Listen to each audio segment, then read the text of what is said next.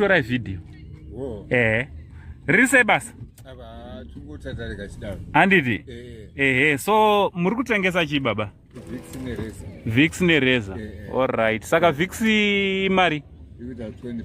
Ko reza? Reza 10 bond 1, 50 bond per rate. Alright. Hapana.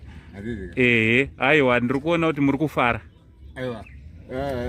Tingagotsamirani kone kuti ndo mazuva ekupedzisira ka. Alright. Jehovha utaura mazuva ekupedzisira tsika dzakashata. Nguva yacho yakwana. Ndizvozvo.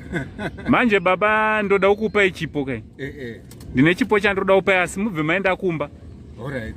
Mubve maenda kupi? Kumba. Samogara kure sei kubva pano?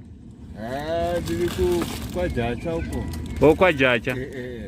Saka kungoda kutsvagawo mari yekuti vanhu vararame kumba kai? Ndirarame inini. Alright. Asi munogara mega? Alright. Saka regai tiite so baba. Regai tione kuti ndingakuitirei iyi. Handiti? Aiwa. Regai ndione kuti ndingakuitirei chii baba. Ndingatenda zvikuru. Grocery nderenyu iri baba?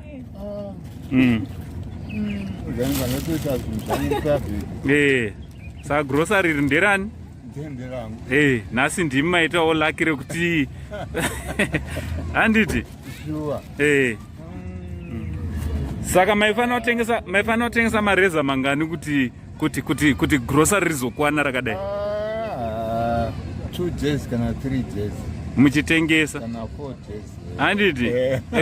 Saka nhasi zvadi? Ndautenda kumba zvamataura. Makutenda kumba nditi? Haiwa, saka zvakarongeka. So mirai akupe nehupu futi handiti? Ndezvenyu izvi?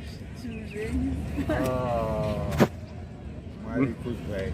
Handiti? Haiwa Mwari.